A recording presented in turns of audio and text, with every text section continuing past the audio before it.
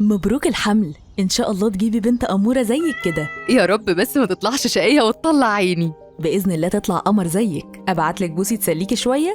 لا ما ينفعش مع الحمل، أنا سمعت إنهم بيسببوا إجهاض. ما تخافيش على الحمل من القطط. أنا سمعت دكتور بيقول المصابة بس بطفيل التوكسوبلازما أو بيتقال عنه داء القطط. ده إيه الطفيل ده؟ بيقولك ده كائن وحيد الخلية كده بيصيب الحيوانات وبيتنقل منها عن طريق بويضات في فضلات الحيوانات، والعدوى بيه هي اللي بتسبب إجهاض أو لا قدر الله ممكن تأثر على مخ أو عين البيبي، بس الخطر لو الست اتعدت. أوكي، بس أنتي متأكدة إن قطتك ما عندهاش؟ أنا لسه كاشفة عليها قريب، كمان بوسي ما بتقابلش قطط تانية علشان ما تتعديش، وأنا حامل جوزي كان بيغير صندوق الفضلات يومياً. وطبعاً بلاش القطط تقرب من منطقة تحضير الطعام ولا مكان الأكل، ومهم وانت حامل تتأكدي من تسوية اللحمة والخضار إنهم استووا كويس على درجة حرارة عالية. كمان لو حطيتي اللحمة في الفريزر حتى لو يوم واحد ده بيقتل الطفيل.